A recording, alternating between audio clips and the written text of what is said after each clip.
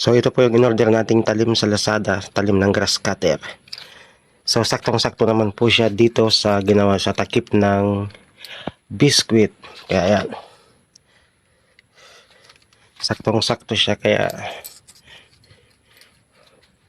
hindi maaabot yung puno ng ating mga tanim.